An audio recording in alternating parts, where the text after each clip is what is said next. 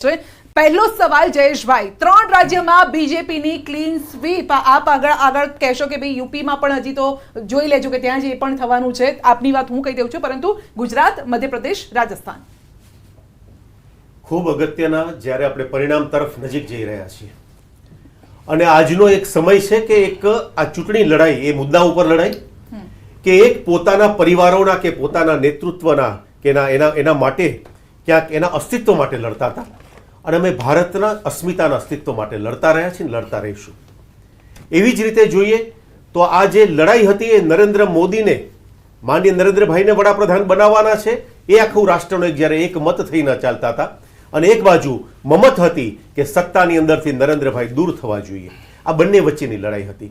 ત્રીજી લડાઈ એ હતી કે આ રાષ્ટ્રની સાથે ચિંતા કરનારા લોકો, આ દેશની સાથે ધરોહર સાથે જોડાયેલા લોકો, એના માટે આપણે જ્યારે લડતા હોય તેની પણ વાત હતી. એમાં રાષ્ટ્રની સુરક્ષાથી લઈ અને સરકારના, અત્યારે આ સમય નથી, હું પછી આપણે બીજા ફેઝમાં કહીશું, પરંતુ જે મુદ્દાઓ ભારતની સ્થિતિ એક હતી, જે બની, જે 10 વર્ષમાં જે અમે કહ્યું તો એ કર્યું અને ભવિષ્યમાં જે કરવાના છીએ તેના માટે જનતા જનાર્દન સાથે જોડાયેલો તંતુ, એ શ્રદ્ધા, એ તાણાવાણા એકબીજા સાથે એના ગૂંથાયેલા જનતા અને માનનીય નરેન્દ્રભાઈ વચ્ચેના અને ભારતીય જનતા પક્ષના સંગઠનાત્મક વ્યવસ્થાઓના એના પરિણામે બિલકુલ સદ્યા વાત સાચી છે કે આપણને 3 રાજ્યોમાં ક્લીન સ્વીપ મળી રહ્યો છે. આપનો સર્વે પણ બતાવી રહ્યો છે. અમને પણ શ્રદ્ધા છે કે આ જ રીતે આખા ભારતની અંદર પરિણામ પણ કંઈક આ રીતે હશે એવું કહી રહ્યા છો. રાજસ્થાન ઉપર વિશ્વાસ છે, જે આંકડા સામે આવ્યા હતા 2 થી 7 જ સીટ. સંધ્યાબેન, જનતાના પર વિશ્વાસ છે અમને. જનતાએ આપેલા મેન્ડેટ જે ઈવીએમમાં અત્યારે કેદ થઈ ગયા છે એની પર અમને વિશ્વાસ છે. અને આદરણીય મલ્લિકાર્જુન ખડગે જે વાત કરી કે 295 પ્લસ, એ જનતાનો મેન્ડેટ, જનતાની પોલની વાત અને એક્ચ્યુઅલ પોલ પર કોંગ્રેસ વિશ્વાસ કરતી હોય છે.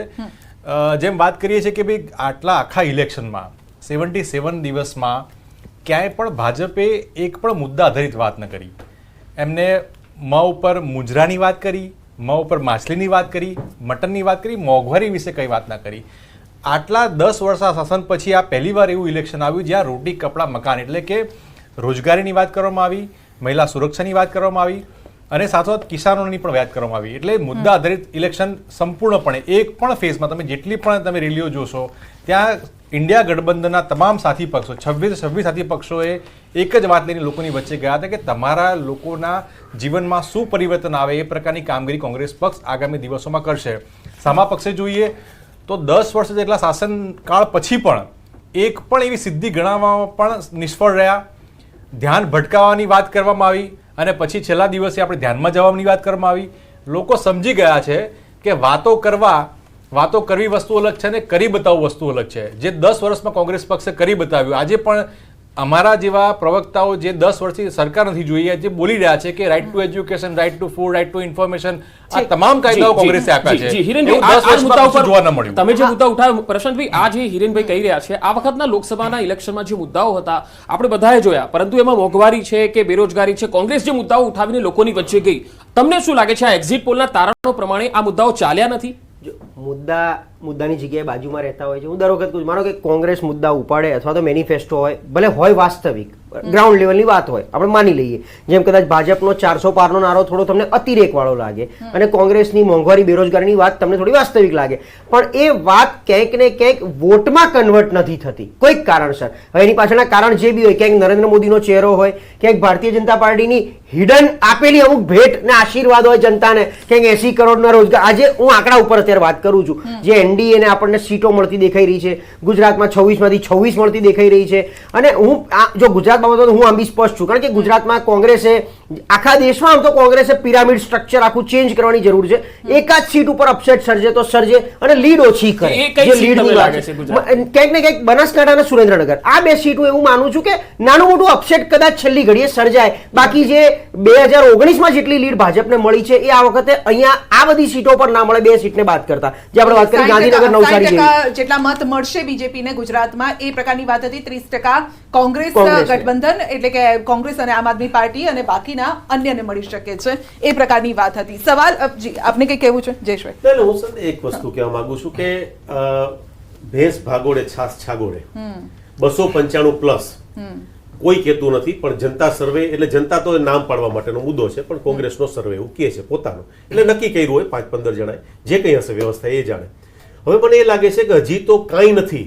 એ પેલા રાહુલ ને જ વડાપ્રધાન બનાવવા એક બાજુ એવો સૂર ઉઠે છે, એ લોકોના જ અત્યારે 3 સૂર તો ઊભા થવાના ચાલુ થઈ ગયા છે. વચ્ચે પાછું કેજરીવાલ કહે છે કે અમારે કોંગ્રેસને કંઈ નહીં, અમે કંઈ લગ્ન નથી કર્યા.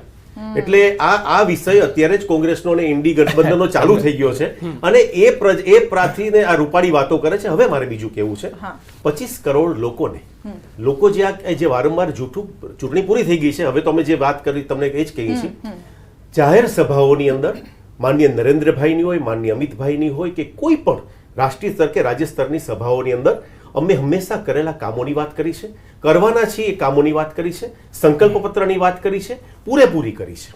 એટલે હવે ચૂંટણી પતી ગયા પછી મને લાગે છે આ ઓલી જૂની વાતો હિરણભાઈ ઓલી રીલ ચડી ગઈ છે, પણ હવે પ્રચાર પૂરો થઈ ગયો છે ને આ એક્ઝિટ પોલ આવી ગયો છે અને પરિણામ આવવાના છે. પણ અત્યારે સૌથી મહત્વનો મુદ્દો, ક્યાંય કોઈ સ્થિતિ નથી. એક બાજુ 295 પ્લસ કહીને પવન ખેડા એમ કહે છે કે આ એક્ઝિટ પોલ અમે માનતા જ નથી, અમે ક્યાંય કોઈ જવાના નથી, નેશનલ ચેનલમાં પણ કોઈ લોકો દેખાતા નથી, વળી આ ગુજરાત એકમ ઓચિંતાનું કંઈક નિર્ણય કર્યો હોય. ટૂંકમાં દરેક વખતે અનુકૂળતા હોય, એ પછી ન્યાયતંત્ર હોય, કોઈ પણ વિષય હોય ભારતનો, જ્યાં એને અનુકૂળ લાગે ત્યાં એની વાતો કરવી, સુફિયાણી વાતો કરવી, અને જ્યાં એમને નેગેટિવ પરિણામ મળે આ થોડીક જ વાર જોવાની છે. 1, 2, 3, 4 ચોથી તારીખે માનનીય રાહુલજીથી શરૂ કરી અને અહીંયા બેંકરજી સુધી ઈવીએમ નો મુદ્દો એ લોકો ચાલુ કરશે. આ એ લોકોની પેટર્ન છે, અત્યારે પણ એની પેટર્ન પ્રમાણે બોલી રહ્યા છે. હવે મારા પ્રશ્નનો જવાબ આપે કે રોજગારીથી માંડીને દરેક મુદ્દા ઉપર અમે કામ કર્યું છે.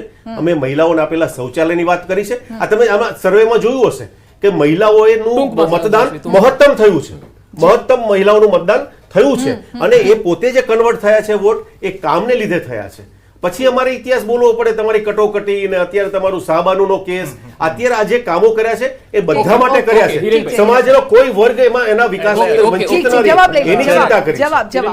અત્યારે આ બધી ઘણી બધી વાતો કરે, પણ તમે કહો કે કોંગ્રેસ પક્ષે કે ઇન્ડિયા ગઠબંધને ક્યાંય પણ એમ નથી કીધું કે અમારો પ્રધાનમંત્રીનો ઉમેદવાર આ વ્યક્તિ છે. ઉપરથી મમતા બેનર્જી એમ કીધું કે ભાઈ ખડગેજીને બનાવો, તેમ છતાં અમે સ્પષ્ટ કીધું કે જ્યારે આપણી પાસે સીટો આવે એ પછી બનાવીશું. આપણે ભૂતકાળ યાદ છે કે ભાઈ અહીંયાથી ગોવામાં બેઠક કરવામાં ગયા હતા અને પછી પેલા જેના અત્યારે માર્ગદર્શન મંડળમાં છે રોતા હતા અને કેમ કરીને મોદી સાહેબને બનાવવા, એને બધાને ખબર છે કેવી રીતે બન્યા હતા, અને હું જ બનું ને બીજો કોઈને. આજે પણ એક જ વ્યક્તિ મોદી પર વોટ આપો, મોદી પર આ એ જે એટલે જે તાનાશાહી વાળી મોડલ છે, ભાઈ વાત સાંભળો, લોકશાહીમાં સાંભળવાનું પણ રાખવું પડે. લોકશાહીમાં સાંભળો, આ એનડીએ જે કહે છે ને, એનડીએ એ નરેન્દ્ર મોદી ડિક્ટેટરશિપ એલાયન્સ છે. તમે જો એનડીએ ની એક બેઠક બતાવો બેન, ક્યાં મને વાત તો પૂરી કરે, સાંભળો, આપણું મીડિયા પણ સાંભળે, વાત લોકોની વચ્ચે પણ જાય કે ઇન્ડિયા ગઠબંધનની 50 બેઠકો થઈ હશે, લોકો મળ્યા, વાતચીત થઈ, આ મુદ્દો લઈ જવાય. એનડીએમાં ક્યાંય એવું જોવા ન મળે. એ એલાયન્સ કોણ છે, શું છે, મોદીજી કે એ તો જ બે આ કરવાનું, બાકી નહીં કરવાનું. વાત એમને બહુ સરસ કે ડિબેટમાં આવું કે ના આવું. તમે જો ગયા વખત સાંભળો ને મોટા ભાઈ, હું વચ્ચે ડિસ્ટર્બ નથી કરી તમને. મેં 2019 તમે એક્ઝિટ પોલ કાઢો, એક પણ એક્ઝિટ પોલે શ્રદ્ધાબેન એક પણ એક્ઝિટ પોલે એવું નથી કીધું કે કોંગ્રેસને 90 થી લઈને 164 સુધીથી નીચે બેઠક આવશે. 44 બેઠક આવી. ઠીક છે. અને સામા પક્ષે બીજેપી ને એવું કહેવામાં આવ્યું હતું 302 થી લઈને 364 આવી 272. એટલે એક્ઝિટ પોલ કેટલા હોય છે એકચ્યુઅલમાં કન્વર્ટ થાય છે નથી કહેતું. એમને જે વાત કરી કેમ તમે આવ્યા,